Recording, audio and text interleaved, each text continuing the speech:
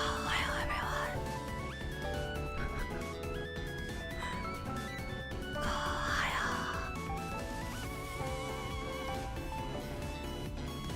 It feels weird being quiet. I feel uncomfortable.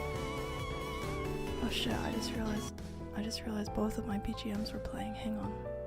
Sorry. KOUHAYO, KOUHAYO, KOUHAYO. KOUHAYO.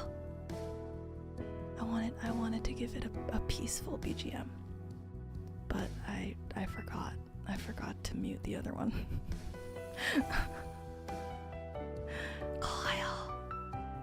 Why is Cole whispering? Because it's nighttime. You can't be too loud at nighttime. Yeah, we're gonna learn Halo lore today, guys. We're gonna learn Halo lore. And I apologize in advance. I don't know how to do ASMR. I should have asked Lana or something, but I didn't because I'm stupid. So I'm just gonna wing it, okay? There's gonna be no planning whatsoever, and we're just gonna do our best.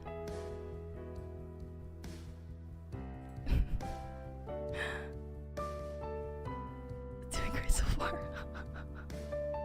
Okay, let's switch over really quickly.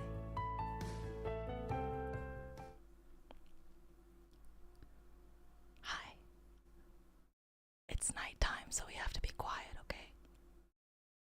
But I have the forbidden texts with me. Okay? I have the forbidden texts, and you can also find the forbidden texts if you need them. If you want to read along, you can read along. But if you want to preserve your immersion or whatever, you can opt out, okay? But if you want to read along, go ahead. I'll pin it. Just in case you thought I am pulling this lore out of my ass. No, it's actually from halopedia.org, the one and only authentic source for ASMR Halo lore content. Yeah, technically it doesn't really make sense that I'm wearing glasses. Like, why would I be wearing glasses? I don't have like human eyeballs. So they're more of an aesthetic choice.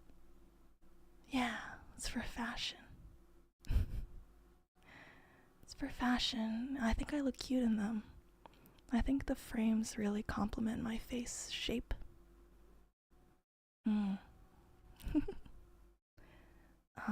Oh yeah, it's our first member stream, isn't it? I feel so like, God, I don't know. It's weird. I feel so weird being quiet. I feel like if I suddenly yelled, you guys would all just leave. Like, what if, because my gain is like turned all the way up. What if I just yelled? What if I just fucking went apeshit right now? What if I have to sneeze? What if I have to sneeze? I didn't think this through. Oh god. Save the yell for like 40 minutes in after people fall asleep. Yes, great idea. Don't you just want to go apeshit? Yeah, we're gonna go apeshit. Screaming and sneezing ASMR, that can be for another day. Sneeze loudly, no. I don't have one of those like dad sneezes, like achoo. I don't have one of those. I have like a mouse sneeze. I don't know. Give in to your impulsive thoughts. No, I don't wanna ruin your whole day like that. That would be really disrespectful of me, so I'll try to keep it chill for you guys. Yeah, I squeak sneeze like I don't know why. I think it's because I used to have a dad sneeze. Like, I used to sneeze just achoo, the really loud dad sneeze, and then I decided to stop being so fucking obnoxious all the time, and I stopped. I purposefully mitigate myself now. We need to hear it. No, I think I don't have very good reflexes, but I'll do my best to like mute myself if I have to make weird noises. So how deep into Halo lore are we going? So I'm gonna read the sections of the Halo universe history section up until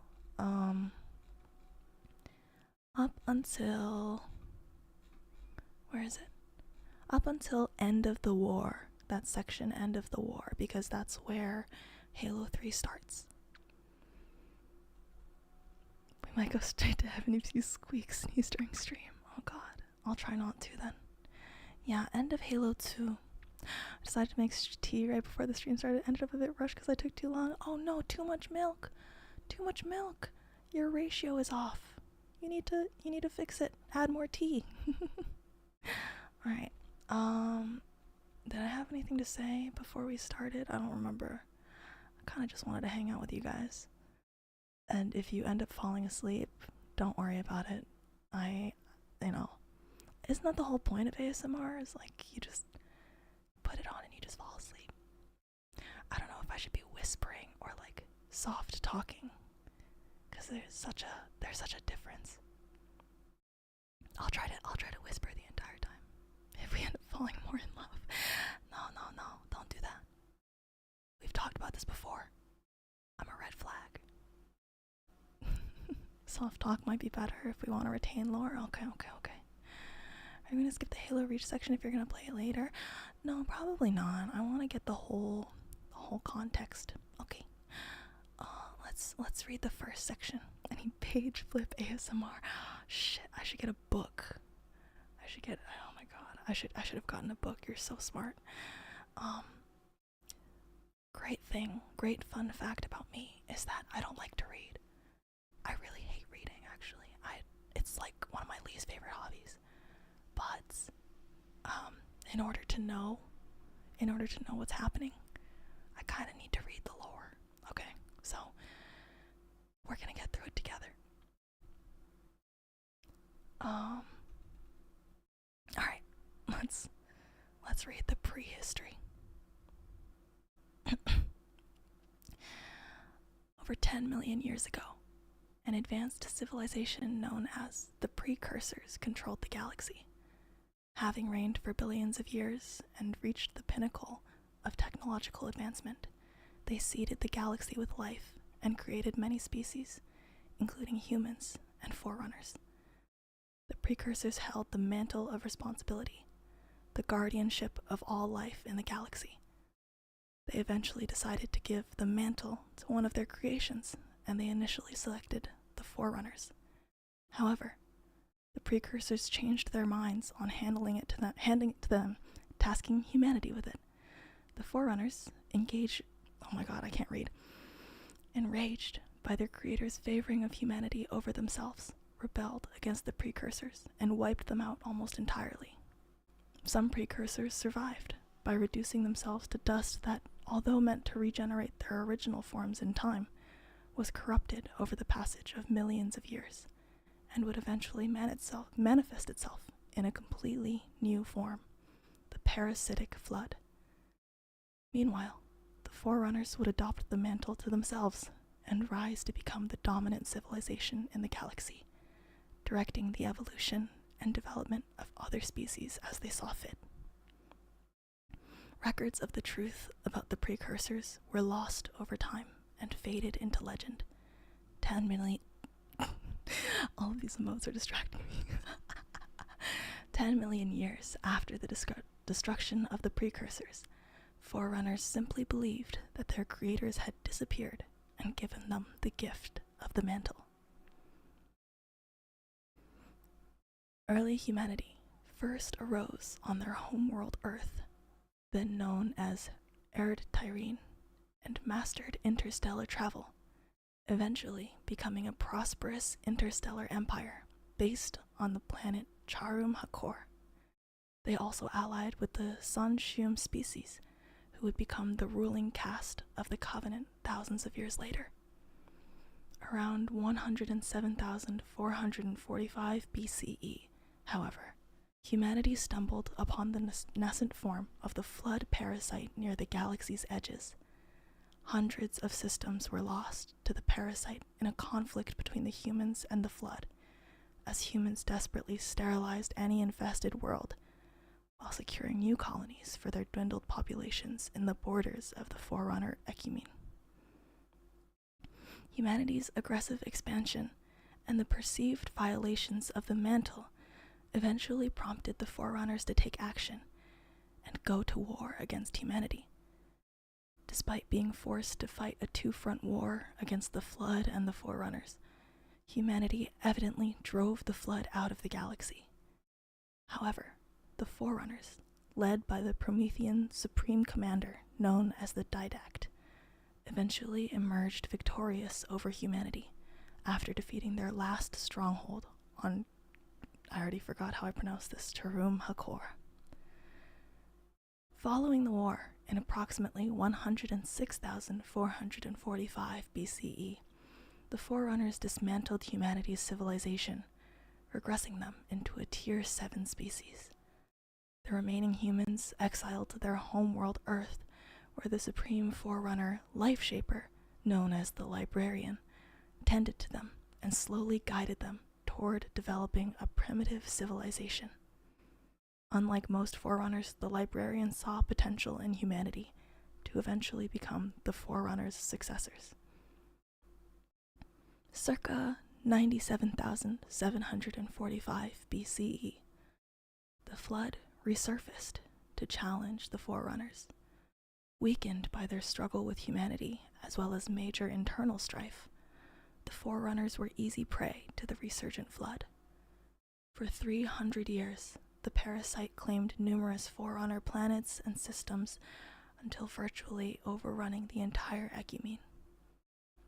As a final resort, the Forerunners, specifically an individual known as the Isodidact, fired the Halo Array, a network of superweapons which eradicated all neurologically complex life in the galaxy and subsequently caused most Flood to die out.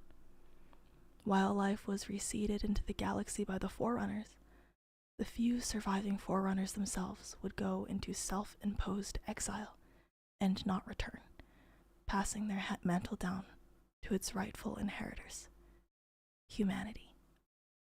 I said the thing. I said the thing. Roll the credits. Roll the credits. Okay. That is the first section, the prehistory. Let me drink some water. Listen, I don't ever read, let alone out loud, so I've got some reading comprehension issues, but I hope you'll bear with me.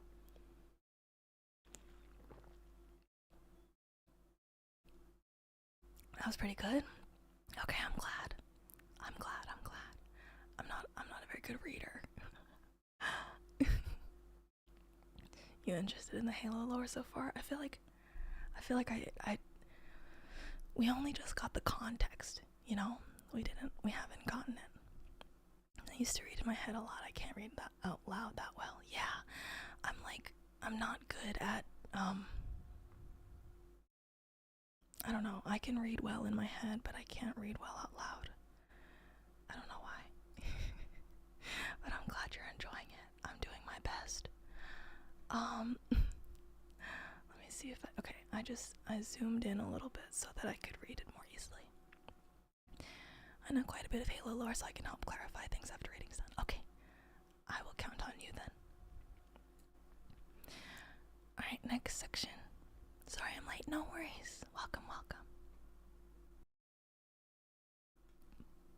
Dozens of millennia after the disappearance of the Forerunners, two original species of the Covenant, the Sanshum and the Sangheli, spent years locked in a bitter war over the control of the remains of the Forerunners. The prophets wished to use the technology to search and explore the galaxy, but the elites believed such usage to be a desecration of their holy artifacts, As the devastating war ravaged both species, the elites saw that the only way for them to win was to do the exact thing they opposed: use their own Forerunner technology to adapt and befit their vessels.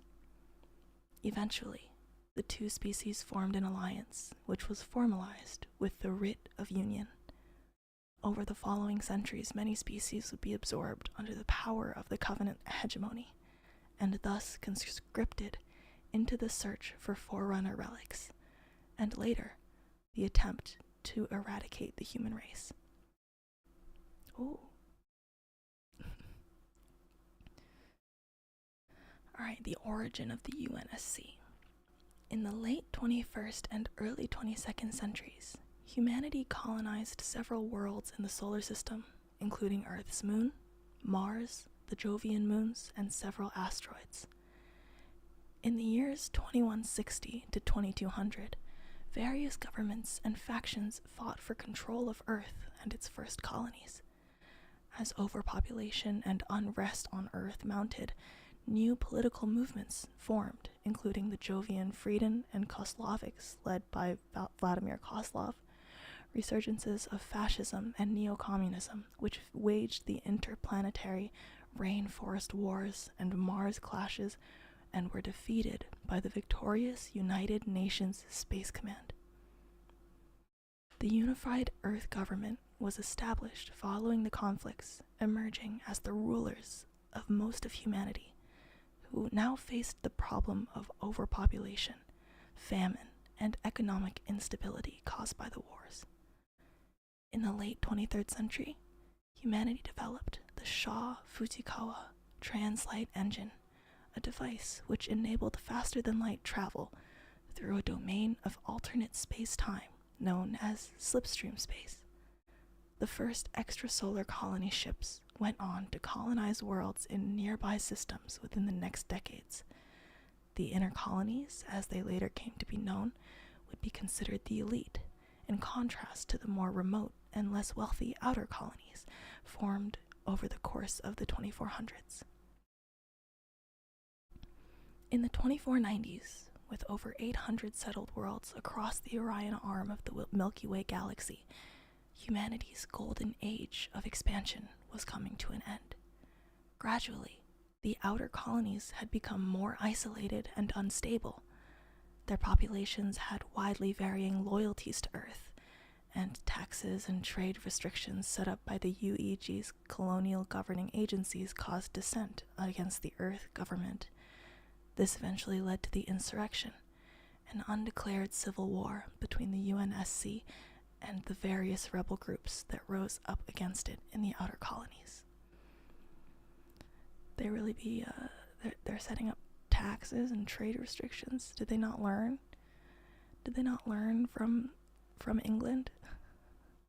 I feel like, they fought a whole war and everything over unfair taxation and things like that.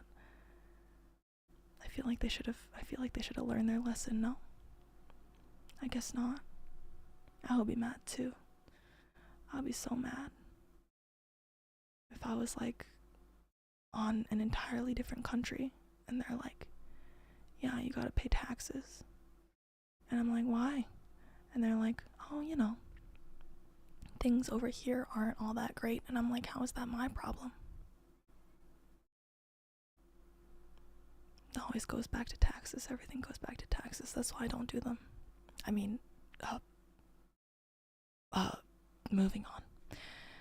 By 2517, the UNSC was facing extremely low morale due to piracy and the ongoing insurrection.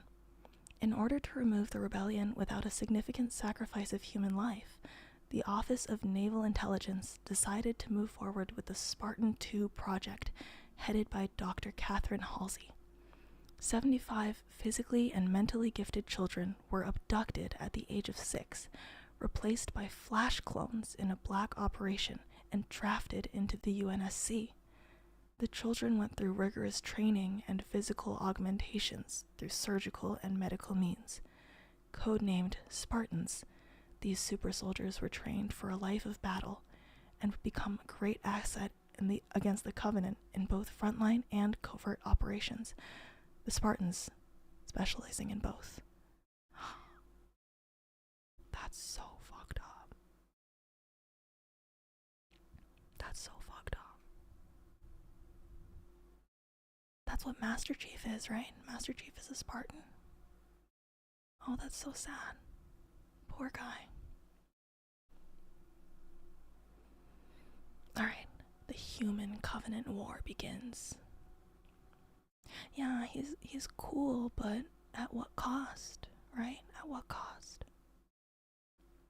On February 3rd, 2525, the UNSC colony of Harvest detected an unknown object on its long-range radar. The object was constructed with materials unlike anything seen before. All contact with Harvest was lost soon after. Ships sent to the system revealed that it had been totally destroyed by a new alien group called the Covenant. A battle group was sent, but was defeated by the technologically superior Covenant ships. Only one ship made it back. The CMA Heracles returned with a message that was sent to them, pre-translated, saying, "Your destruction is the will of the gods, and we are their instrument." That sounds kind of familiar, doesn't it? The novel Halo Contact Harvest further details the events that transpired at Harvest and the Covenant leadership's underhanded schemes surrounding the beginning of the war. Humans were discovered to be living heirs to the Covenant's gods, the Forerunners, forming a concrete threat to the Prophet's authority as well as the very foundation of their religion. Rather than reveal the truth to the Covenant at large, the new triumvirate of hierarchs call for the complete destruction of humankind under the pretext that humans had committed unforgivable offenses against their gods. In response to the destruction of Harvest, Vice Admiral Preston Cole mobilized the largest space fleet in human history to retake Harvest. The fleet defeated the Covenant ships at Harvest in 2531, but at great cost, with Cole losing 2/3 of his fleet. The highly advanced Covenant shielding and weapon systems simply outclassed anything they had, and so began the slow destruction of the human race. One by one, the UNSC colonies were lost, until by 2535, virtually all of the outer colony worlds had been destroyed by the Covenant, and the inner colonies were being invaded. The Cole Protocol was established by military order. All human vessels must ensure that Covenant forces do not find Earth. To achieve this, whenever they must jump out of a battle, they must do so to a randomized vector that points away from any human worlds. Wow. This is where Halo 1 starts, I see. The Cole Protocol. The Cole, C-O-L-E. The Vice Admiral Preston Cole. C-O-L-E. Like the slaw. Coleslaw. This is Halo 4 on Forward Unto Dawn and First Battle of Harvest. I don't know what those are. First Battle of Harvest. There's a Cole Protocol. Am I the Vice Admiral? Oh my god, I shouldn't be playing Master Chief. I should be Vice Admiral Preston Cole. All their books. I see. If you look to the right, it shows you where they take place in. Yeah, I think I'm zoomed too far in.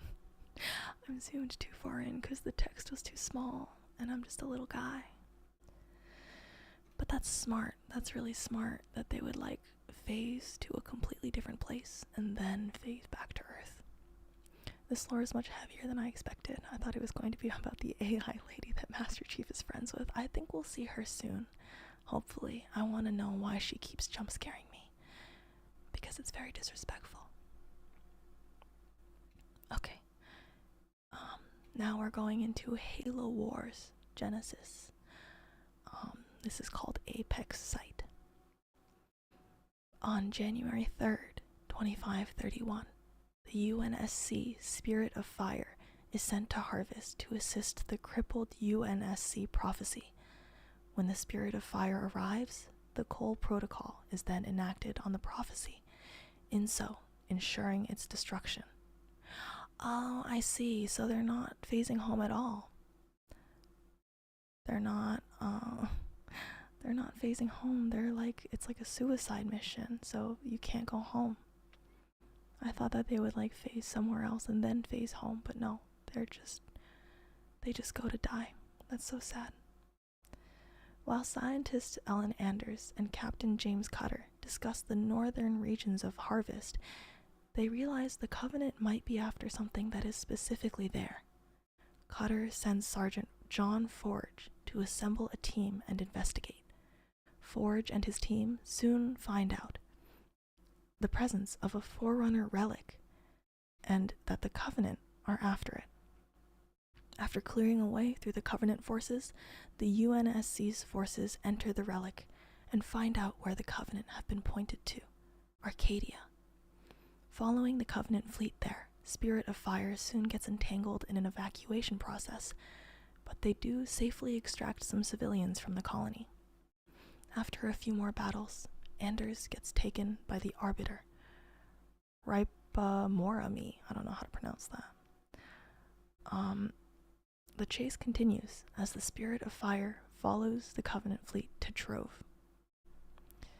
Per the protocol, if a ship flees, they must jump somewhere else. If a ship cannot jump, they must destroy their navigation data.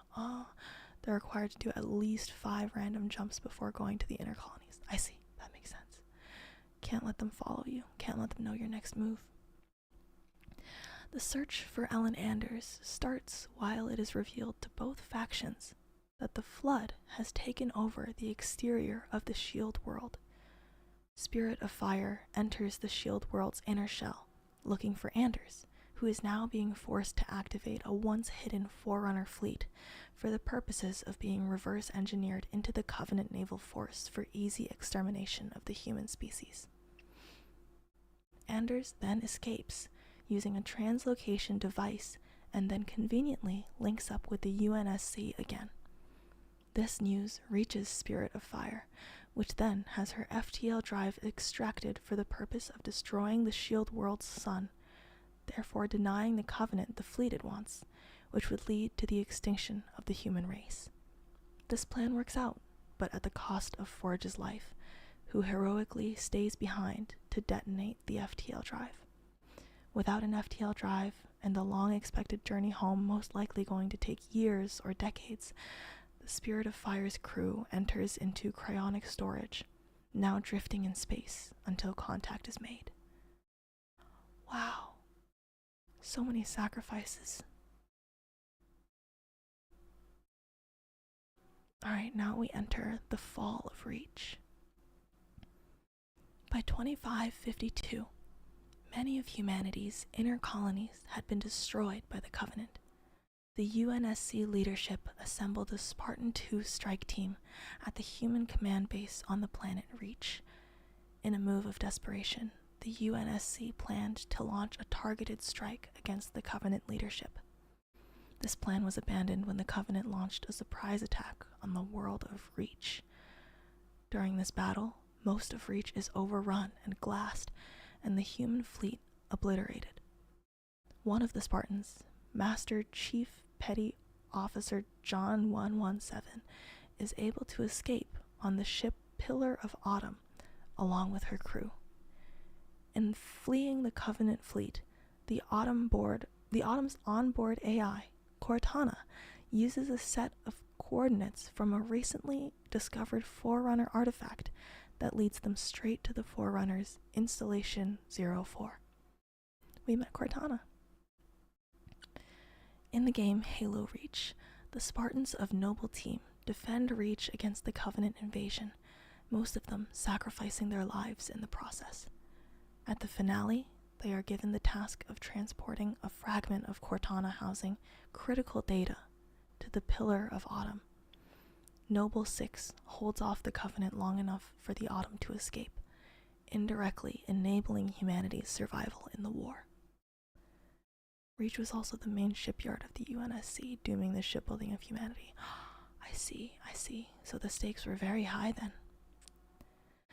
Alpha Halo. So this is Halo Combat Evolved. Isn't that the first one? So Reach happens before Halo 1? Is that what I'm seeing? I think this is where Halo 1 starts. Okay. 3 weeks after escaping Reach, the Pillar of Autumn exits slipspace to find a mysterious ring-shaped space station orbiting the gas giant Threshold. The ring, referred to the Covenant as Halo, is an artificial construct that is teeming with life. A Covenant fleet, however, is also present, and a subsequent battle heavily damages the Pillar of Autumn, and the ship crash lands onto Halo. The first Halo game begins in earnest with the Master Chief's escape from the Autumn, and continues upon landing. The first levels of the game deal with an attempt to reach Halo's control center to uncover its purpose. It is soon discovered that the Covenant have actually and accidentally and unwittingly released the Flood, a parasitic alien species. The Flood then sweep across Halo and devastate human and Covenant forces positioned on it. The release of the Flood prompts 343 Guilty Spark, an eccentric Forerunner AI, to try to activate Halo's defense system, a pulse weapon that, when fired, would wipe out all sentient life in the galaxy large enough to be hosts for the Flood.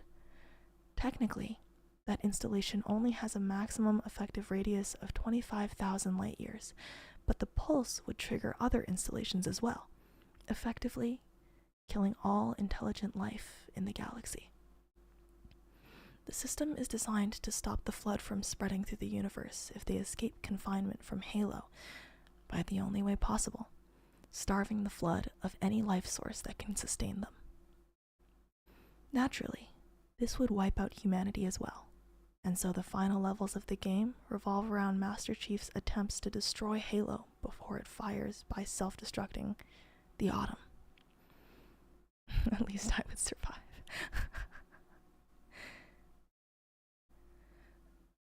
Despite the abuse sustained during the space battle and the following crash, the Pillar of Autumn remained intact and was subsequently occupied by investigating Covenant forces and later by Flood.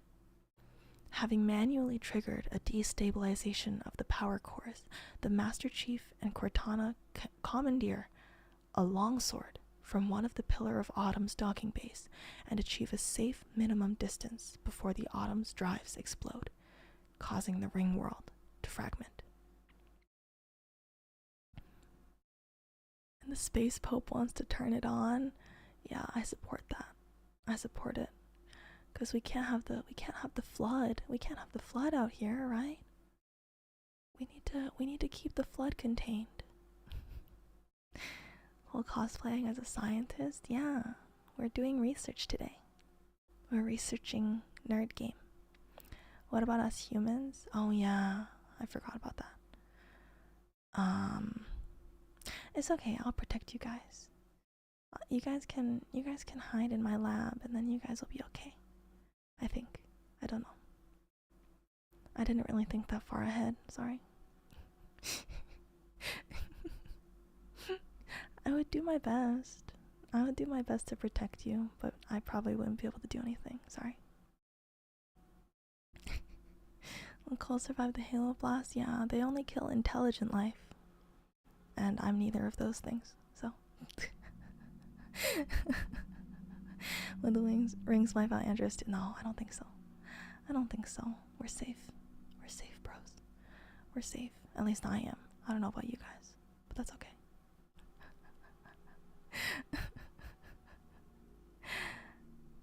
Sorry, I'll be sure to take advantage. Like, I'll be sure to use that, use the opportunity well. Like, I'll go to Disney World and I get to ride all the rides with no line. Or like, I don't know, like, I guess they don't fly planes anymore because everyone's dead. But I would want to like go to Japan and stuff and see all the nice architecture, and I would get to go to the arcades and play cool crane games and stuff. It would be nicer if you guys were there to do it with me, but sigh, you guys are dead. Unfortunate. You can sail on a boat. It's the same thing. I would have to either fly the plane or sail the boat. I don't know which one would be scarier. I think I would get kind of seasick, not gonna lie. Can the flood infect AI? I don't think so. The halos in order are from 1 to 7 are beta, epsilon, gamma, alpha, delta, kappa, and zeta. Why doesn't it go in alphabetical order? That is not alphabetical order. Why would they do that? That's so silly. That's so silly. It doesn't make any sense. Yeah, I would be so lonely if you guys were just not here. And then I'll be like, well, wow, I want a plushie. Or like, wow, I got to go on Space Mountain. Look, broskies, look. And then you guys would be like, what? Like, you know, dead and stuff. That would suck. Alright. This one is Halo First Strike. We can become robots for you. Yeah, I'll upload all of your consciousness into your own AI. Let's have a plushie. Yeah, I'll bring a little broski plushie to all of the places that I go. This is Halo ASMR or Wally. Oh my god, yeah, it's just me. Just me against the world and a bunch of fat humans. Go with glasses, I might pass out. I'm sorry. Do you want me to take them off? Are they too distracting? I'm sorry. Android left all alone in the world. It's okay. At least I have the wonderful memories we made together, right? And that's all that matters, really. Where were we? Okay, First Strike. Occurring between Halo Combat Evolved and Halo 2, Halo First Strike starts off with Master Chief and a few other survivors in space above the destroyed Halo. They capture the Covenant flagship, Ascendant Justice, and make their way back to Reach. When they arrive, they find the entire planet ravaged. However, on a small patch of the surface left unscathed, it is discovered that Dr. Halsey and several Spartans who survived the fall of Reach have found a Forerunner structure under ONI's castle base. There, they find a special artifact that warps space-time, before being retrieved by the UNSC forces aboard the Ascendant Justice along with other survivors, including Vice Admiral Whitcomb. Cortana, now in control of the Covenant ship, docks with the damaged UNSC frigate Gettysburg and combines their power, also allowing them to return to Earth without violating the Cole Protocol by bringing a potentially bugged Covenant ship with them. Damaged in battle with pursuing Covenant ships, the Ascendant Justice travels to a hidden rebel base, but the Eridanus system for repairs. The rebels agree to a truce with the UNSC forces, but the Covenant soon discover their location. In the ensuing chaos, Dr. Halsey abducts Kelly-087 and flees into slipspace above the rebel governor's ship. Admiral Whitcomb grimly decides to leave the rebels to fend for themselves while the Ascendant Justice escapes. The Master Chief and other Spartans discover a massive plot to attack Earth. They covertly attack and destroy a massive Covenant refit and repair station, along with an attack force many times larger than the one that attacked Reach. In doing so, they lose the Covenant flagship. However, they save the Gettysburg and escape back to Earth with it. Scroll the chat. Oh, I didn't see anything. Don't worry. I was reading. I was being a good student. I see. So this is how they got back to Earth. They're trying to make sure that there's no plot holes. I get it. Alright, let me drink some water really quickly and then we continue.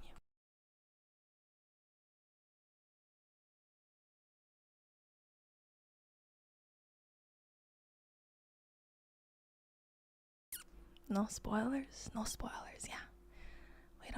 we don't fuck with spoilers. Okay. We are only spoiling the other games that I'm not playing. But Halo 3 is off limits. Halo 2 starts with the beginning of a Covenant attack on Earth. John 117 begins on Cairo Station, one of the 300 space defense platforms that orbit the planet. After repelling the Covenant boarding parties, the battle shifts to Earth's surface. During the battle, the Prophet of Regret's carrier, Solemn Penance, makes a slipspace jump, and the UNSC, in amber-clad, with the Master Chief aboard, gets swept up in the ship's wake in a desperate attempt to follow it. The in amber-clad is transported to the vicinity of another Halo ring, Delta Halo, on which they land. The game also follows an alternating story, viewed through the perspective of the Arbiter, an elite commander disgraced for his failure to prevent the first Halo's destruction. During a mission to quell a movement regarded by the Covenant leadership as heretical, I don't know, the Covenant recover 343 Guilty Spark. After their mobile capital, High Charity, arrives at Delta Halo, the Covenant becomes embroiled in a power struggle discreetly engineered by the Prophet of Truth, with brutes usurping the role of the elites, beginning an apocalyptic civil conflict known as the Great Schism. Meanwhile, a battle rages on Delta Halo's surface. Both the UNSC and the Covenant seek to obtain the Halo's activation index whilst being caught in a battle raging between the Halo's Sentinels and the Flood, which has escaped containment. Both the Master Chief and the Arbiter eventually end up in the clutches of an entity known as the Gravemind, the controlling intelligence of the Flood. With its own agenda in mind, the creature tasks the Master Chief and the Arbiter with stopping the Covenant from activating the Halo. The Spartan is sent to High Charity to stop the Prophet of Truth, while the Arbiter is transported to the vicinity of the Halo's control room, where he discovers that the brutes have betrayed his kind. Confronting Tartarus, the chieftain of the brutes in the control room, the Arbiter learns the truth about the Halos from 343 Guilty Spark. The rings were built to prevent the Flood from spreading throughout the galaxy, and the Forerunners who built it were wiped out when they fired it as a weapon of last resort in the distant past. In spite of this, Tartarus activates the ring in preparation to fire, to bring about the Great Journey. Tentatively allied with the UNSC forces present, the Arbiter manages to defeat Tartarus, and the activation index is removed before the Halo can fire. 343 Guilty Spark reveals that although the index was removed before Delta Halo had time to complete its firing sequence, it sent signals to other Halos in the galaxy, putting them on standby mode. Now, they can be activated remotely from the Ark, whose nature or location is not revealed at this point. High Charity has fallen into chaos as a result of the Great Schism and an invasion by the Flood. The Prophet of Truth, intent on reaching the Earth and the Ark, speeds toward the Forerunner Dreadnought in the heart of the city. With Cortana staying behind to momentarily delay the Dreadnought's launch, the Master Chief boards the Forerunner ship as it launches from the Covenant Holy City, headed for Earth. I didn't know you have such a sweet voice like this. Yeah, miraculous things happen when I'm not yelling, right? Miraculous things. I think it would also be kind of sick if we watched like all of the cutscenes at some point. Maybe like before, or I don't know. Maybe we'll do that next week. Because I don't want to do it while people might be asleep. I would feel bad. All of the movies too. Yeah. There's so much Halo content. I don't know where to start. Did you shoot me with the plasma pistol because I was stunned when I saw you? Yeah, I was dual wielding. Okay. Spartan 3 program. Oh, there's a Spartan 3 program. Okay. Halo Ghosts of Onyx, which tells the story of the events that occurred on the planet Onyx, begins in 2545, with the Beta Company of Spartan 3s deploying to a Covenant fleet refueling depot on Pegasi Delta. They proceed to destroy the facility, but due to unexpectedly heavy Covenant resistance, all but 2 of the 300-strong Spartan company is wiped out. The only survivors, Tom B292 and Lucy B091, are revealed to be only 12 years old, and Lucy is traumatized and rendered mute. In 2531, Spartan 2 Blue Team raid a rebel base on the planet Victoria to recover stolen nuclear warheads. The team is nearly captured by a rebel ambush, but it is saved by the timely, intuitive intervention of Kurt 051. Sometime afterward, Colonel James Ackerson presents the top leadership of ONI with his proposal for a new Spartan project. They agree that the Spartan 2 program is prohibitively expensive and that a more streamlined, disposable breed of Spartans must be trained for high-risk operations. Kurt and SCPO Mendez are brought in to train the new generation of Spartans on the classified planet of Onyx. That's so fucked up. They were literally 12 years old. What the fuck? Only over 20 years later, in 2552, teams Saber, Katana, and Gladius of Gamma Company, the third S3 generation, conduct a training exercise when they run into previously undiscovered Forerunner Sentinels. Through a series of events, a group of Sangheli-led Covenant discovered the existence of Onyx and the potential Forerunner treasures within, prompting the UNSC to dispatch reinforcements to the planet. Meanwhile, Dr. Halsey, having disappeared on a quest of her own during the events of First Strike, arrives at Onyx and joins with the UNSC forces there. Pursued by the Sentinels and the Covenant, the human force discover an ancient Forerunner city where they learn that the entire planet is an artificial construct. Fighting off determined Covenant pursuers, they press on into the heart of the planet. Entering a slipspace rift in Onyx's core, they find themselves alone in a vast Dyson sphere habitat. Kurt stays behind to activate a pack of nuclear warheads, sacrificing himself to halt the Covenant pursuers. Subsequently, Onyx itself disintegrates and is revealed to be composed of billions of Sentinels. Wow. Oh, that's all sorts of messed up. That is all sorts of messed up.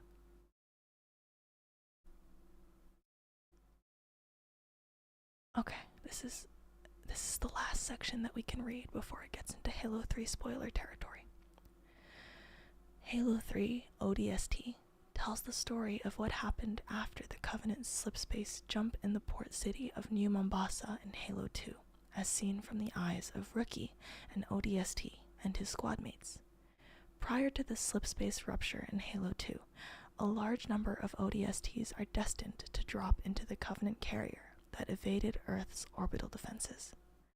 The drop is initiated, but the ODST squad of Gunnery Sergeant Edward Buck is commandeered by his superior and former love interest, Captain Veronica Dare of the Office of Naval Intelligence, to drop into the city of New Mombasa as opposed to the Covenant carrier. The slipspace rupture causes the squad to scatter and land in different parts of the city. The Rookie wakes about 6 hours later and must find his squad.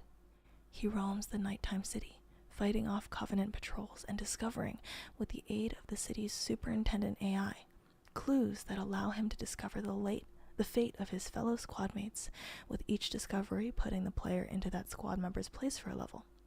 He then picks up on Captain Dare's distress signal. The Rookie fights his way into and through an underground facility where they meet up and continue to fight their way through a massive drone hive, awakened by the earlier detonation of an ONI building at the top of the shaft at the hands of Mickey and Dutch. They both fight their way to the superintendent data core and discover a Covenant engineer, one of many biological supercomputers and unwilling assistants to the Covenant, whom has taken apart the superintendent's memory core and possesses vital information on the Covenant which could turn the tide of the war. They, along with Buck, fight their way down the city's waterfront highway, where they witness the Covenant begin to glass parts of the city. They hold off against waves of Covenant until Mickey, Dutch, and Romeo arrive to pick them up. They arrive just before the Covenant prepare to glass their previous position, actually discovered to be an excavation project. They manage to escape just in time, only to realize that the Covenant has found what they were looking for. I see.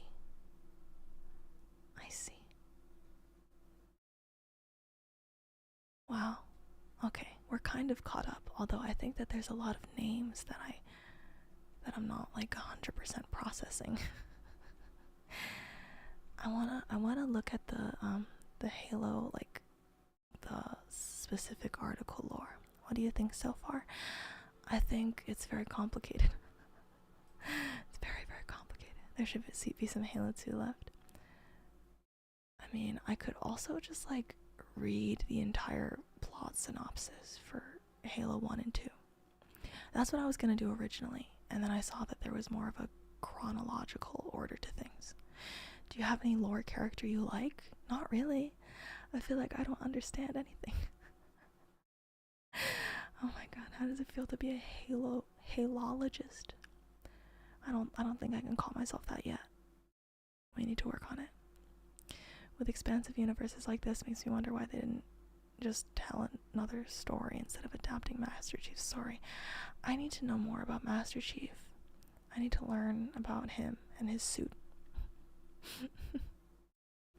Now you know why Jack got so mad when he supported the Covenant priest. I still support him. I still support him even after knowing his motives. Because I want to go to Disney World. I want to go to Disney World. And the lines are too long. So. There's a movie that tells the story of Master Chief. Oh, maybe we should watch the movie then. Okay, let's read the Halo 1 plot synopsis. There isn't gonna be a Disney World? Why? It only wipes out the species, right? I don't know. Maybe, well, if I'm the last person standing, right, then I can just make my own Disney World and it'll be okay. I think, and I could be wrong, but I think it's possible to go to Disney World while humans are still alive. Maybe even easier, in fact. No, I don't think so. I don't think that's true. Who's gonna run the rides? I can push the button and then like dive, just like swan dive into the seat before it takes off. Or I get a really long stick and I reach over while I'm sitting in the seat and I push the button from the seat. And I'll bring like a cardboard cutout of Ami and Lana so that they can sit next to me and hold my hand while I ride the ride alone. Oh my god, that's so fucked up. That's so fucked up. No, I think I would miss Ami and Lana too much. Never mind. I would support the alien pope if he spared Ami and Lana, and also all of you guys. You're gonna let the Covenant kill Prism? Yeah. I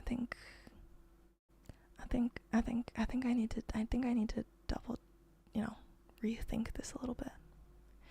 I want to hold your hand, you guys.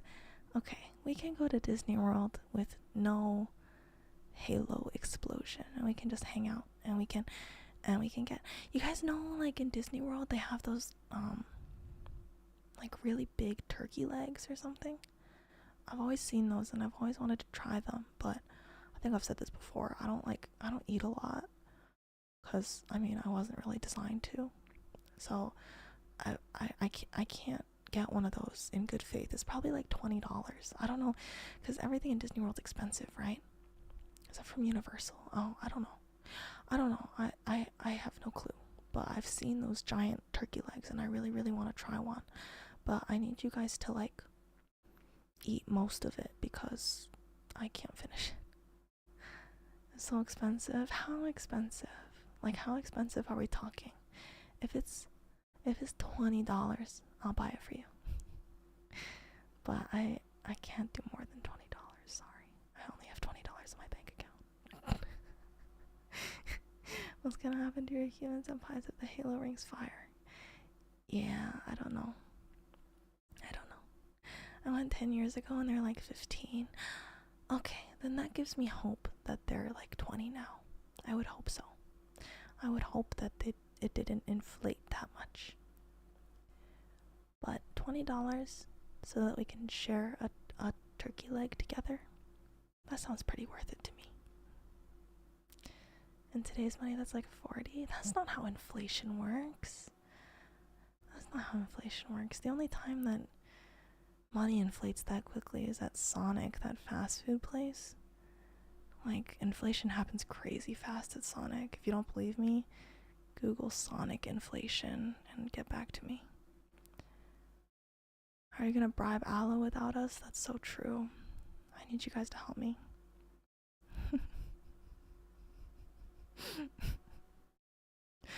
Not a fan of turkey, but would try it. Good.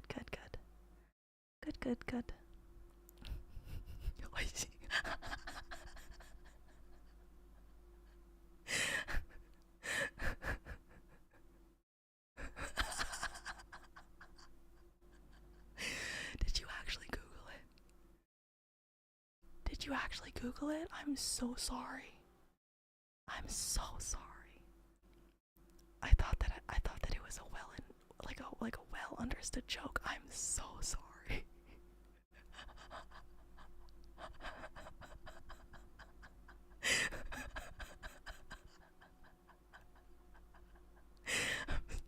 I'm so sorry.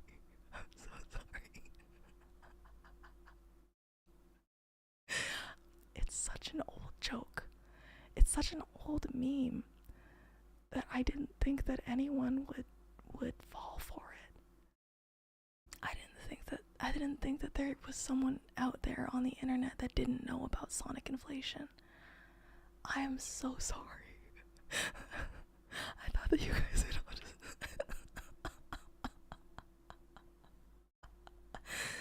I'm so sorry. I am genuinely very sorry.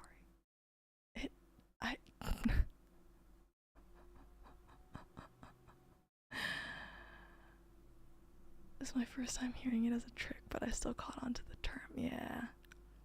I'm so sorry. I apologize. It wasn't my intention to make someone look up a demon. Thank you so much for the extra $20. Demon, are you covering the turkey leg? Are you covering the turkey leg? Thank you. I appreciate it. They even got Amy with it.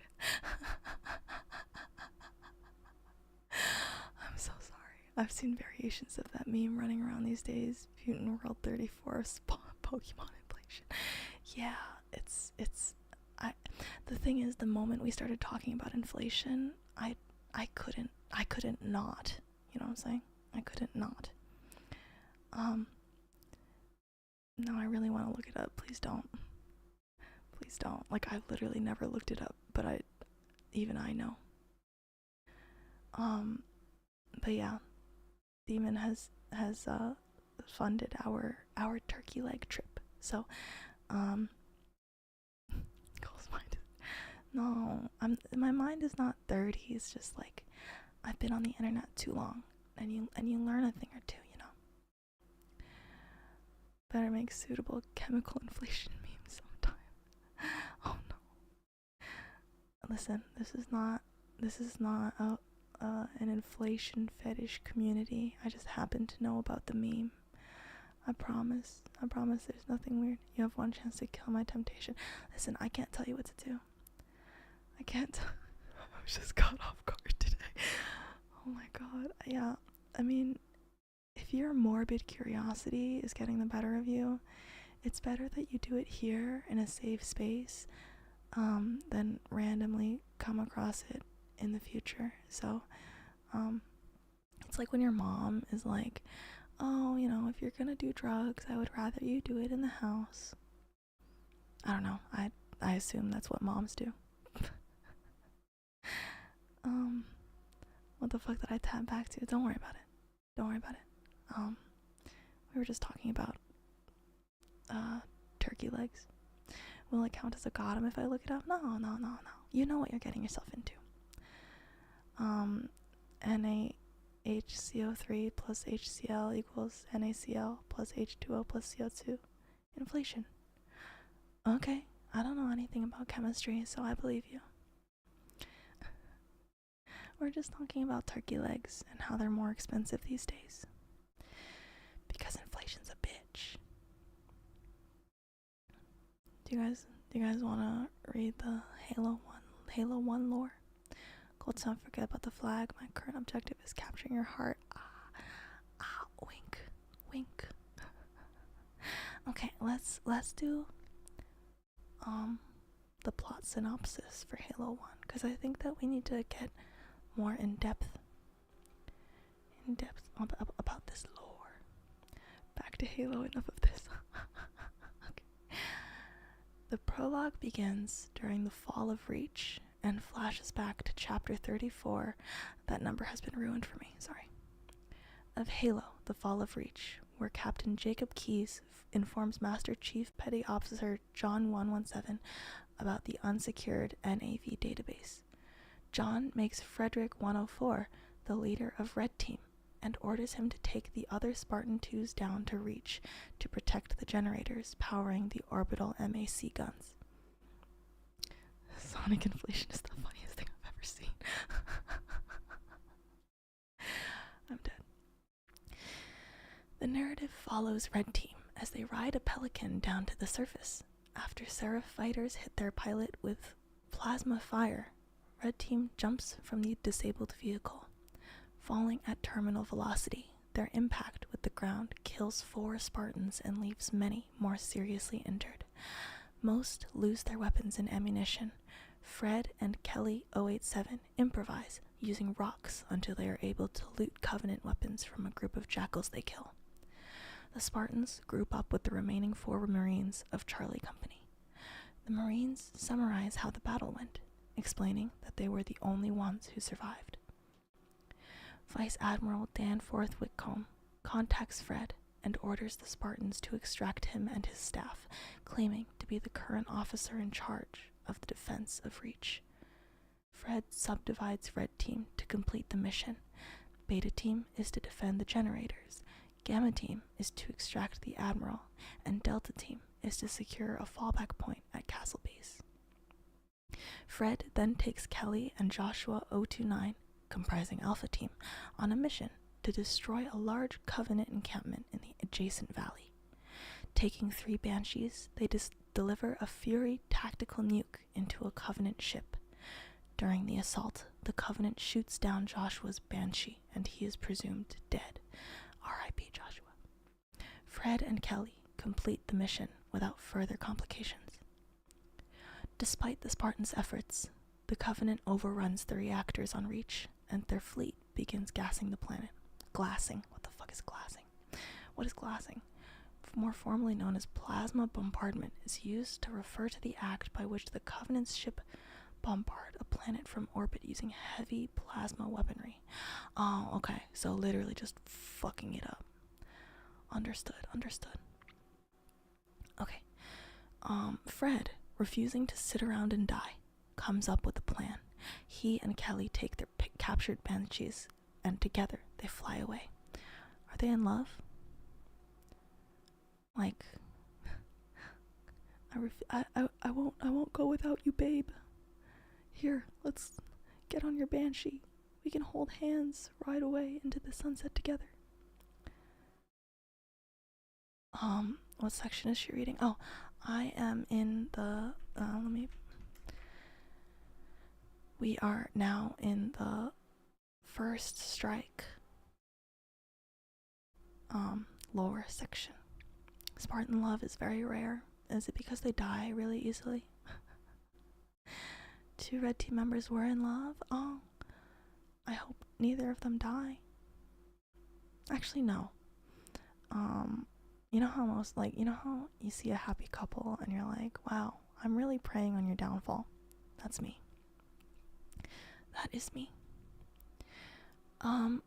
Yeah, emotions lead to mistakes, obviously. Yeah, you shouldn't be dating your coworkers. Especially not in battle. Spartan 2s have mental health issues due to the trauma they experienced in childhood. So they trauma bonded? Is that what you're saying? I see. She's really a red flag. I love it. Wait. Why do you love red flags? This is more about you than it does about me. Okay. Section 1, Threshold. The narrative moves to the debris field of Installation 04, right after the events of Halo Combat Evolved. Wait, I thought we were... Oh, wait, oh shit, wait, we're in the wrong one. I forgot, Halo Combat Evolved is the first one, isn't it? I got the titles mixed up. What is First Strike? I'm in Halo 2? Halo First Strike is 2? Then why would the word first be in it? Oh, this is a book.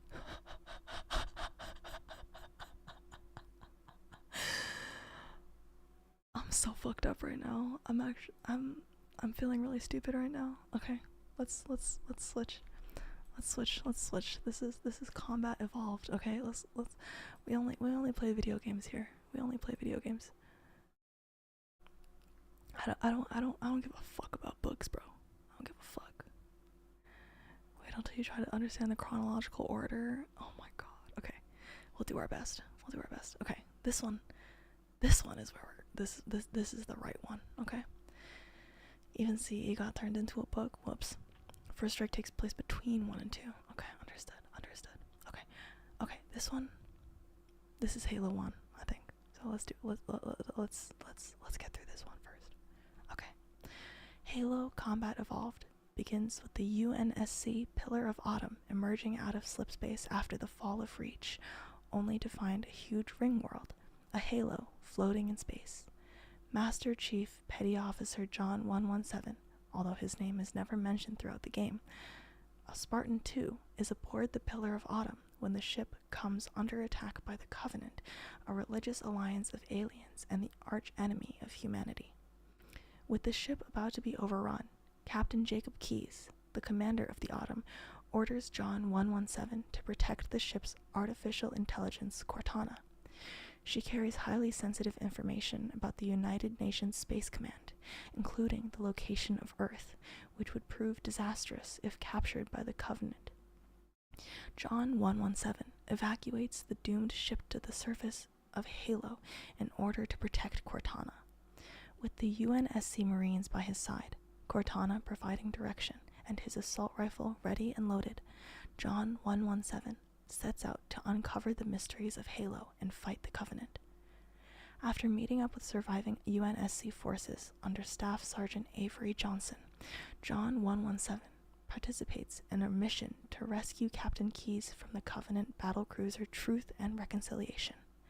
After rescuing the captain, Cortana learns that Halo appears to be a weapon that holds great religious significance to the Covenant. Realizing that the Covenant cannot be allowed to control Halo, Keyes dispatches John 117 to secure Halo's control room while he leaves with Johnson to secure a Covenant weapons cache. Wait, so he was just like, yeah, you go ahead. I'm gonna do whatever else. That's fucked up. That's really fucked up. With UNSC Marines as support, John 117 leads an assault on the Silent Cartographer, a map room which holds information on every location on the ring, including the control room. Heading to the ring's control room, Cortana is inserted into the ring's computer system and learned that Halo was made by the Forerunners, an ancient alien race that the Covenant worship as gods. However, Cortana soon learns that there is something else on Halo, something that terrifies the Covenant. Frightened, she says that John has to stop Keyes from accessing the weapons cache before it is too late. Is it cache or cache? I don't even know. John 117 leaves for the last spot where Captain Keyes and Sergeant Johnson's squad were seen, an underground facility in a swamp. He finds evidence of battle all over the facility, and soon he finds a recording of one Marine which details as Keyes' squad encountering a new threat, the Flood. It's pronounced cache. Oh, my bad. The Flood is a parasitic species which received their name due to the way they assimilate all resistance with overwhelming numbers. Free for the first time in 100,000 years, the Flood sweeps across Halo, devastating human and Covenant forces alike. The release of the Flood prompts 343 Guilty Spark, the eccentric AI monitor of the Ring, to activate Halo's defense systems. The AI instructs the Spartan 2 to activate Halo by obtaining the activation index from the installation's library. The chief does so, battling hordes of Flood along the way, and returns to the control room. Before Halo initiates its systems, Cortana intervenes and tells John the truth about the Forerunner structure and its purpose. Halo was designed to eliminate the Flood threat by starving the Flood of any life source large enough to sustain them. When fired, it would essentially wipe out all sentient life in the galaxy. Realizing the threat of Halo, Cortana instructs John 117 to detonate the Autumn's fusion reactor. This detonation would result in the destruction of Halo, which was against 343's Guilty Sparks protocol. Before doing so, the two sabotage 3 generators needed to power Halo, which buys them enough time to locate Captain Keyes, now succumbed to the Flood, and steal his neural implants to operate the Autumn. After battling his way through scattered and disorganized Covenant forces, the spreading Flood and the Sentinels under direct command of 343 Guilty Spark, John 117 successfully overloads the ship's engine, and he and Cortana evacuate from Halo in a longsword before the Autumn's engine detonates and destroys Halo. The pair seems to be the only survivors, and John 117 realizes that they are simply beginning a harrowing battle. That made a lot more sense than the other plot synopsis that we were reading. Okay, like I get it, like I got it when we read the first one, but this one felt a lot more cohesive. The first one was like extremely confusing, but this makes a lot of sense. So 343 Guilty Spark is like evil Cortana, dark Cortana. I get it. Okay, so that's pretty cool, pretty epic. Let me see, where's Halo 2? Halo 2. Dark. Oh, hey, Dark. Okay, so now we're on to Halo 2. Let's go to the plot synopsis. And if you want to read along, you can read along if you want to. But no need, because I will be reading it for you anyway. Alright. Actually, should we read First Strike? No, I feel like that sets me up to do way more reading than I want to. Never mind. The game begins on High Charity, the mobile capital city of the Covenant. The former Supreme Commander of the Fleet of Particular Justice, Commander Thel Vadami, is on trial before the High Council for his failure to protect Halo. Despite his insistence that the Flood hampered his abilities, the hierarchs who lead the council, the high prophets of truth, mercy, and regret, deem him guilty of failing to protect the sacred ring. Vadami is then stripped of his rank and his armor, and is branded with the mark of shame by Tartarus, the chieftain of the Brutes. The story then turns to Earth's orbital defense platform Cairo Station, where Master Chief Petty Officer John 117 receives the new Mjolnir Mark 6 armor from the Master Gunnery Sergeant. Avery Jr. Johnson, who recently has been promoted to Sergeant Major, arrives to take the Master Chief to an awards ceremony overseen by Fleet Admiral Terrence Hood. At the ceremony, John 117, Johnson, and Miranda Keyes, Captain Keyes' daughter, are awarded medals as those in attendance celebrate. The festivities are soon interrupted by Cortana reporting that 15 Covenant capital ships holding position just outside the kill zone, signaling the start of the Covenant siege of Earth. Oh wow. I thought they didn't know the position, but I guess they did. They knew all along. UNSC Marine Forces, along with John 117, protect the station from the invading Covenant forces while other stations are overwhelmed and destroyed. A bomb is discovered on Cairo Station, and John 117 sends it into space. He detonates it, destroying several Covenant ships before landing on the hull of Keyes' ship, the UNSC frigate, in amber clad. The frigate heads to the Earth city of New Mombasa to fight off the Covenant troops, which are led by the High Prophet of Regret. After the Covenant invasion force is halted by the UNSC defenses, the Prophet of Regret flees Earth with Keyes and her detachment in pursuit in amberclad. The hasty in-atmosphere jump devastates the city of New Mombasa, destroying the space elevator and scattering its wreckage for miles around. I'll give a small spoiler. The Covenant accidentally found Earth. The fleet that destroyed Reach was about 50 ships strong. I see. So this one was a lot less so. I feel like if I were part of the Covenant, I would have been like, oops, we found Earth. Let's quickly save down those coordinates, like in Minecraft, right? Like if you find diamonds but you don't have an iron pickaxe, you mark down the coordinates and then you come back later with the proper tools, you know. But that's just me. The story returns to the great disgraced elite commander Fel Vadami, who is given a chance for redemption by the high prophets of truth and mercy by taking up the mantle of arbiter and the imminent mortality it entails.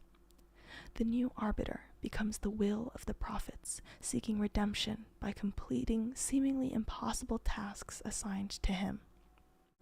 As his first mission as the arbiter, Vadami is tasked with the assassination of a heretic leader, Sessa Refumi, who has become disillusioned with the Covenant following the events on Installation 04 and its destruction.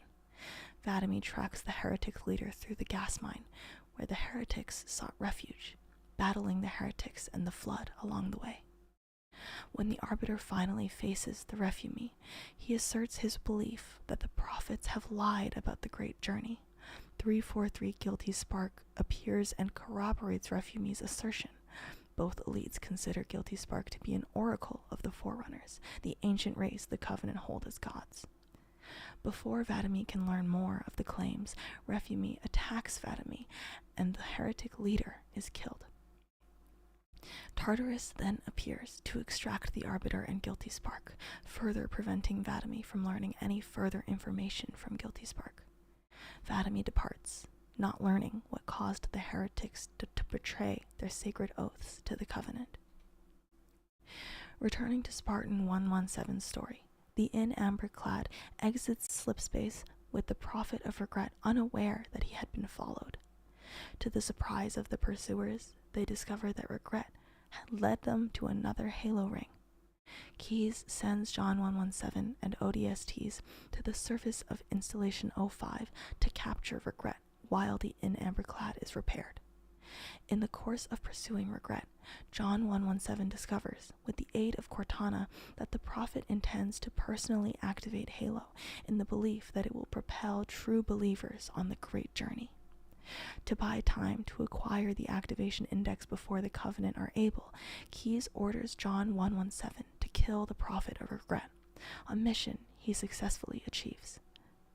Before making his escape, however, High Charity and its escort arrive and attempt to kill John 117 by glassing the area.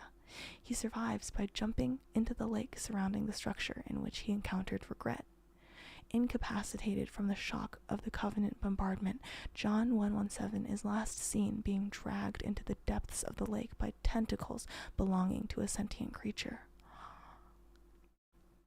The story now shifts back to the Arbiter on High Charity, in orbit around the ring. The hierarchs have declared Regret's death to be the elite's failure, and the elites have been removed as the protectors of the prophets. This role has now been given to the brutes, causing further tension between the brutes and elites who were already at odds. Now that the new ring has been discovered, Truth and Mercy query Guilty Spark on how to activate it. They learn of the sacred icon that will light the ring, and they dispatch Thel Vadami to recover it. He makes his way through the quarantine zone of Installation 05, fighting scores of Flood and Sentinels seeking the activation index. Vadami arrives at the library to find Keyes and Johnson have retrieved the index from its protective housing. While Vadami fights to take it from them, Tartarus arrives and again intervenes in his task. Upon taking the index himself, Tartarus reveals the hierarchs ordered him to kill Vadami and oust the elites. His treachery revealed, Tartarus knocks the Arbiter down a shaft in the index chamber to the abyss below. Beneath the library, John 117 finds himself in the clutches of the Gravemind, the creature that acts as the controlling intelligence of the Flood. It is revealed that Thel Vadami has been saved from his fall by the Gravemind as well. It is within the Gravemind's chamber where the Arbiter and John 117 meet. The Gravemind announces to John 117 and Vadami that he has much to tell them. The Prophet of Regret and 2401 Pentinent Tangent, the monitor of Installation 05, appear, both now infected and assimilated into the Gravemind's mass. They argue back and forth before the Gravemind reveals that Regret's great journey and Pentinent Tangent's containment are one in the same. Then, both the Gravemind and John 117 try to convince Vadami that the Covenant's belief about the Halos is a lie. They reveal that the Halo installations were created not to save life, but to destroy it, causing the Arbiter to question his faith. These new revelations, paired with the imminent genocide of the elites, lead Vadami to reluctantly join John 117 in the mission to stop the ring from being activated. The Gravemind then sends John 117 to High Charity to retrieve the index, while the Arbiter is sent to the control room of Installation 05 to stop the Covenant from activating the ring. I see. So that's how they become friends. Enemies to lovers arc. Arbiter just keeps calling Chief Demon in that cutscene. That's what they always say. Demon. Kill the demon. Kill the demon. Yeah, it's a meet cute. We met in the little garbage chute with the tentacle man, and now we're lovers. John 117 is teleported inside of High Charity in the middle of a broadcast by the Prophet of Truth. Upon John 117's arrival, Truth and Mercy flee to the Forerunner Dreadnought and formally transfer command of the Covenant military to the brutes. That sounds like a bad idea. Just keep back in here, tentacles, don't worry about it. Before the prophets make it to the ship, however, they are attacked by the Flood, and Truth leaves Mercy behind to die. Oh, damn. Meanwhile, John 117 pursues the prophets. Throughout his pursuit, he kills many Covenant troops, witnesses the conflict between the elites and brutes, and saves a group of Marines. At the same time, the Flood, under the control of the Gravemind, crash into High Charity using the Inamber Clad. John 117 finds Mercy being infected by the Flood, and the Prophet tells the Spartan that Truth is going to Earth to finish what we started. Cortana implores John 117 to pursue Truth, but he is hesitant as his mission to retrieve the index is not complete. Cortana devises a plan to complete his mission by detonating the crashed in Amberclad to destroy the ring if it is activated.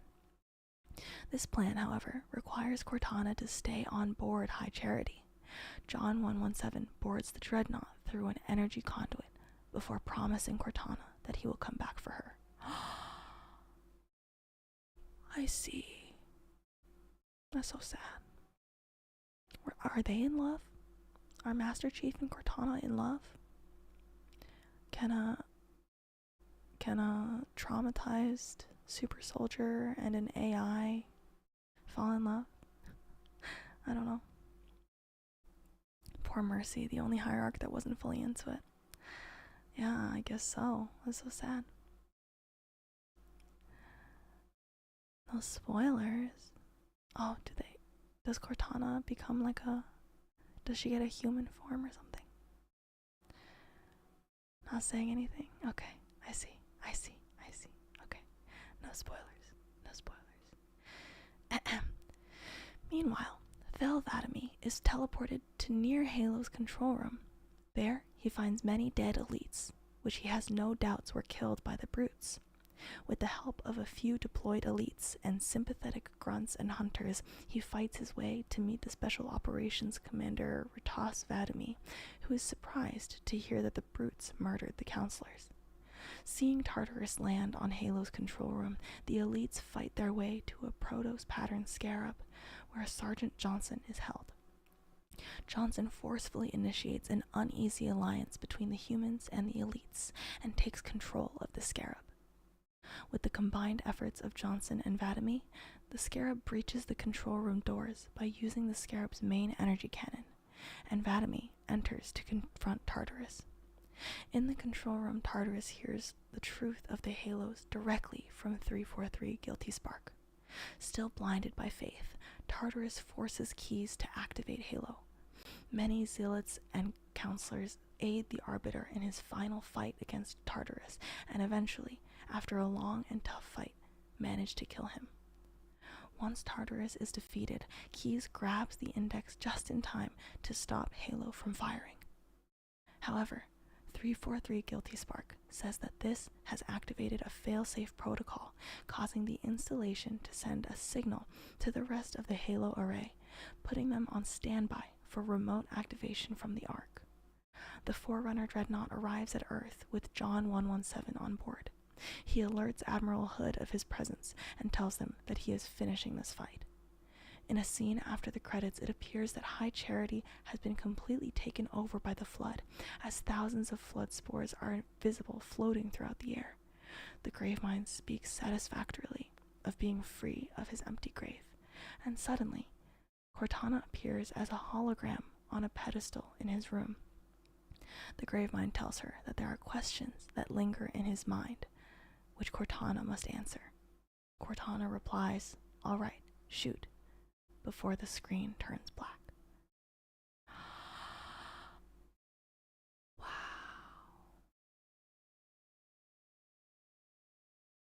That's a cliffhanger. Oh, that's crazy.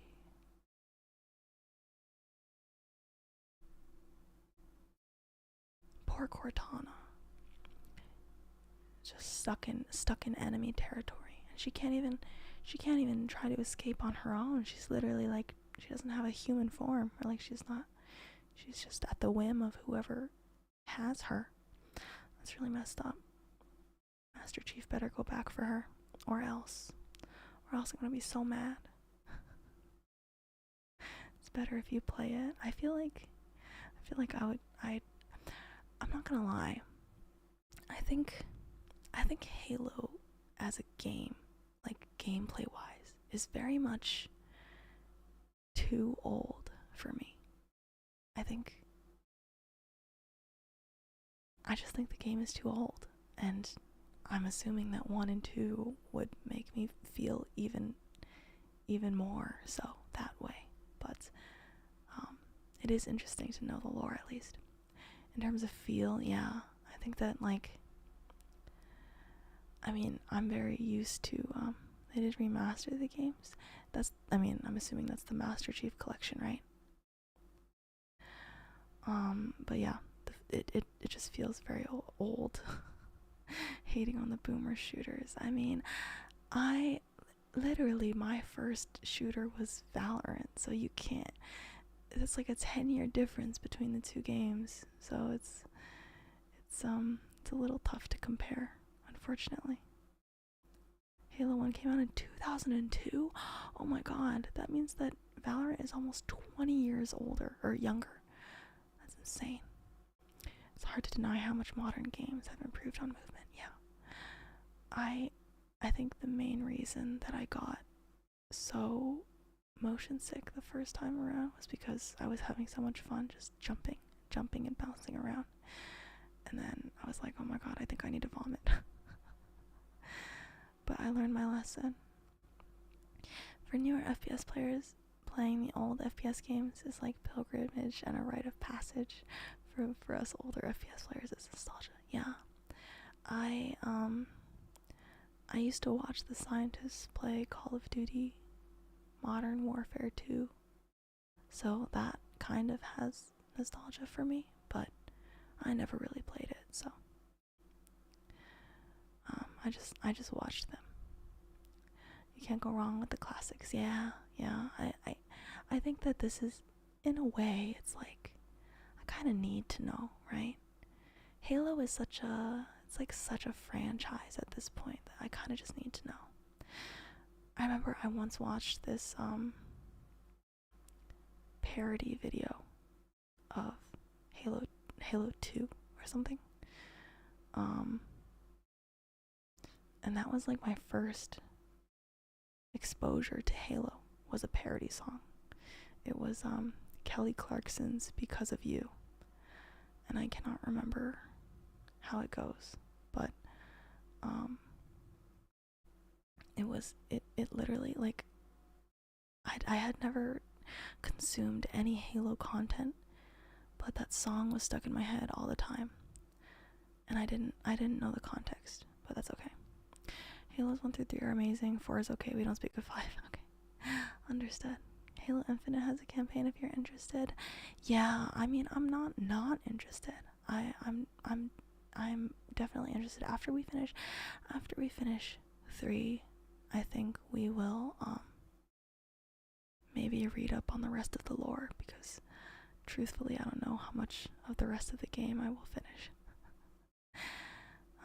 There's where the controls are remade for more modern gamers. Yeah, I think the controls are one thing, but then it's also another thing of like having just like a very old looking game. Heading to bed. Thanks for the Halo lore stream. Thank you for coming. I really appreciate it. Graphics, yeah, it's graphics, and also just like I think that with these kinds of games, with like specific missions and all of those, it's very outdated. I don't really think that they break it up into those kinds of like it's almost like a platformer. You know what I'm saying? They make the game like a platformer, which is very strange for what is essentially an RPG. Does the Halopedia have the history of the species or anything? It might. I think they said a lot of different things, like the brutes versus the elites. If graphics are your thing, you might love the new Halo 2 cutscenes.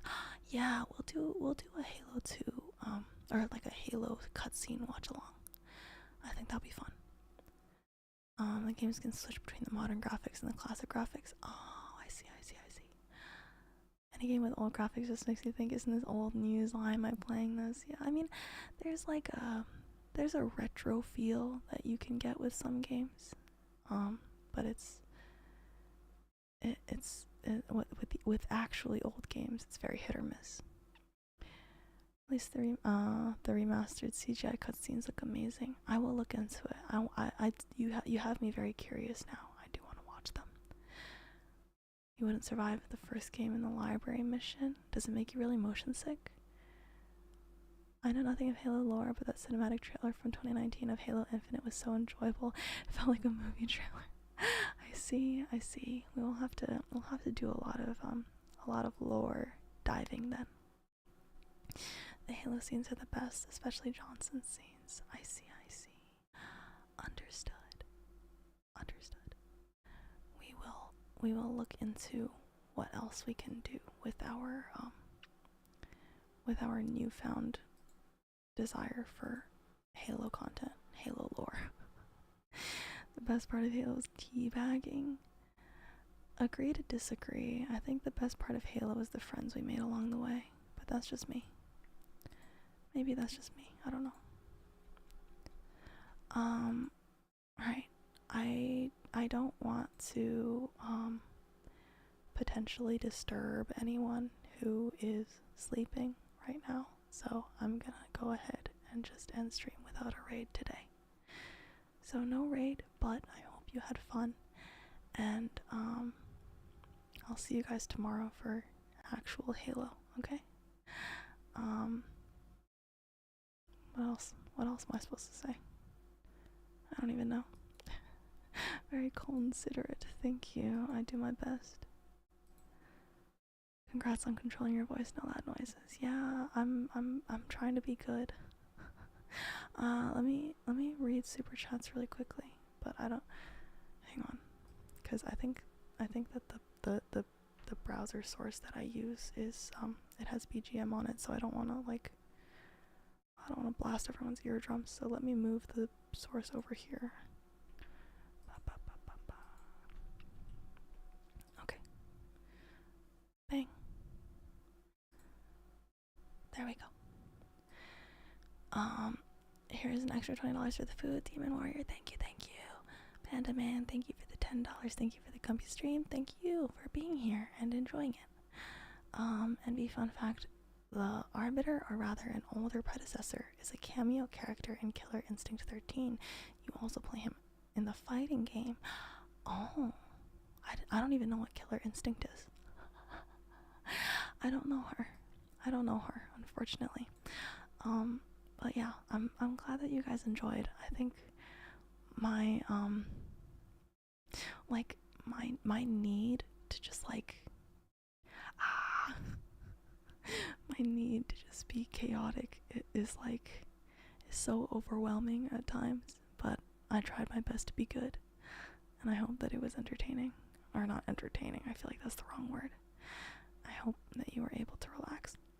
And I don't know, I'm gonna look back on this VOD and see if it would even be viable to do actual ASMR at some point. I don't have a 3DO or anything like that. I was thinking about if there was a way to take two different mics and set them up facing away from each other so that they can kind of act like ears and then do directional sound, but I don't know. I'll have to look into it. I'm terrible with mics and audio and things like that, but it'll be cool. I don't know. Soft reading's pretty good already, yeah? Okay, I'm glad. I will look into the two mic setup, because I do have two mics now. I have my my Shure and my what's it called? My Rode, but they are completely different mics. So, and I'll also need to get another interface, which, although I do have an interface. I have an interface that I use for my guitar. I guess I could use that. Tricky part is just setting them up the same way. Yeah, I don't know. It sounds like a lot of work. I hate doing work. But maybe I'll do it for you guys. We'll see. Can't wait to see some gravity hammering next stream. Yeah. So in Halo 3, we left off on that giant Eiffel Tower just flying into the sky. What was that about? Because I know that, hang on, let me go back to that page. Let me go to the Halo 3 page, because I feel like I didn't even understand what was happening originally in that original trilogy, Halo 3. Okay, I'll try not to read too into spoilers or anything. Make their way through the jungle, fighting off, reaching the extraction, ambushed and shot down by banshees, captured and taken prisoner. Yeah, I remember rescuing them.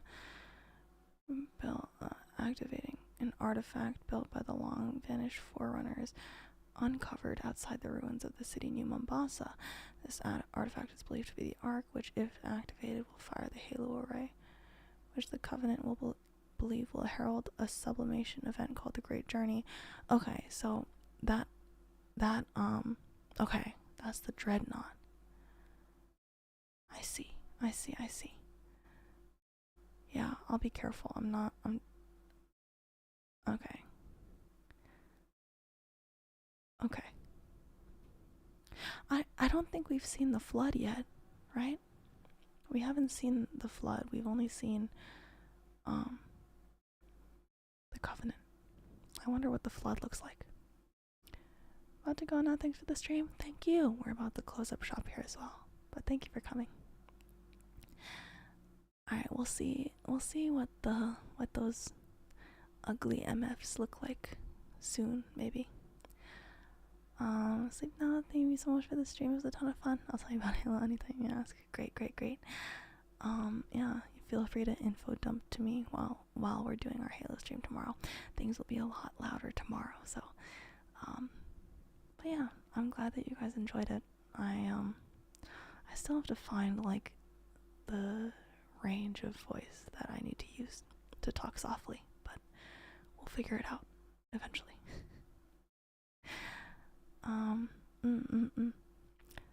Alright, have a great night, guys, and if it's morning for you, then have a great day.